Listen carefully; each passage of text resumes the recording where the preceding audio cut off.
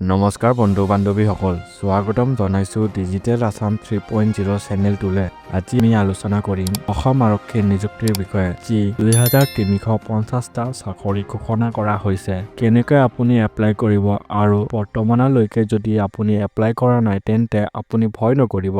বৰ্তমান আমি আলোচনা কৰিম যে অসম আৰক্ষীৰ কি পোষ্ট মুকলি কৰা হৈছে। অসম আৰক্ষীৰ Assam police, APRO, fire emergency service আৰু ডিপাৰ্টমেণ্ট আৰু প্ৰিজন ডিপাৰ্টমেণ্ট আৰু কামাণ্ডো বেটেলিয়ন আৰু চিভিল ডিফেন্স, বৰ্তমান এইকেইটা চাকৰি পোষ্ট মুকলি কৰা হৈছে। এতিয়া আমি আলোচনা কৰিম এই পোষ্ট কেইটাৰ কোৱালিফিকেশ্যন কি আৰু এজ লিমিটটো কিমান, এই বিষয়ে আজি আমি আলোচনা কৰিম। আৰু ভিডিঅ'টো এটা লাইক কৰি দিব, চেনেলটো ছাবস্ক্ৰাইব কৰি দিব। চৰকাৰী আঁচনি আৰু চাকৰি ৰিলেটেড ভিডিঅ' চাবলৈ আমাৰ চেনেলটো ছাবস্ক্ৰাইব কৰি ল'ব। প্ৰথমতে মই আপোনালোকক ক'ব বিচাৰিম যে যিকেইটা পোষ্ট চাকৰি ওলাব তাৰ চবতকে ইম্পৰ্টেণ্ট আপডেটটো হ'ল যে সকলো চাকৰিতে কোৱালিফিকেশ্যন নালাগে। কোনোবাটোত হয়তো অধিক কোৱালিফিকেশ্যন লাগে, অৰ্থাৎ গ্ৰেজুৱেশ্যন লেভেল কোৱালিফিকেশ্যন লাগে, আৰু হয়তো কিছুমানত মেট্ৰিক পাছ হ'লে হৈ যায়। আৰু আপুনি এইটো বস্তু ভালদৰে চাব যে বয়সৰ সীমাটো কিমান দিয়া আছে, অৰ্থাৎ এজ লিমিট আৰু কোৱালিফিকেশ্যনটো কিমান লাগে, তাৰ ওপৰত ভিত্তি কৰিয়ে আপুনি চাকৰিটো এপ্লাই কৰিব। বৰ্তমান কনষ্টেবল UB হ'লে হায়াৰ ছেকেণ্ডেৰী পাছ,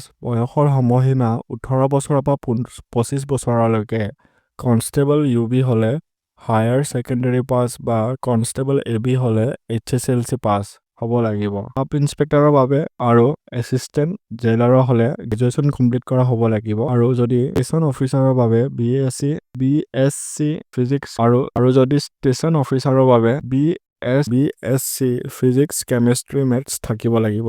আৰু যদি ড্ৰাইভাৰ কনষ্টেবলৰ বাবে মেট্ৰিক পাছ লগতে ভেলিড ড্ৰাইভিং লাইচেন্স লাগিব। আৰু চাফাই কৰ্মচাৰীৰ বাবে ক্লাছ 6ৰ পৰা ক্লাছ 8 পাছ হ'লেও হৈ যায়। SI পোষ্টত আপোনাৰ বয়সৰ সময়সীমাটো 20 বছৰৰ পৰা 26 বছৰলৈকে থাকে, আৰু কামাণ্ডতো 18 বছৰৰ পৰা 21 বছৰলৈকে। চাফাই কৰ্মচাৰী আৰু এছিষ্টেণ্ট জেইলাৰত আপোনাৰ 18 বছৰৰ পৰা 40 বছৰলৈকে লাগে। আৰু SC, SC, ST সকলৰ বাবে 5 বছৰৰ আৰু OBC সকলৰ বাবে 3 বছৰৰ ৰেহাই আছে। বন্ধুসকল, নেক্সট ভিডিঅ'টোত আমি আলোচনা কৰিম কেনেকৈ আপোনালোকে এপ্লাই কৰিব। যদি ভিডিঅ'টো সোনকালে লাগে তলত কমেণ্ট এটা কৰি দিব, আমি এপ্লাই কৰা ফুল ভিডিঅ' এটা লৈ আহিম। আৰু অফিচিয়েল ৱেবছাইটটোৰ লিংক আমি ডেছক্ৰিপশ্যনত দি দিম। চেনেলটো ছাবস্ক্ৰাইব কৰি দিব। নেক্সট ভিডিঅ'ত আমি আলোচনা কৰিম কেনেকৈ আপুনি এপ্লাই কৰিব।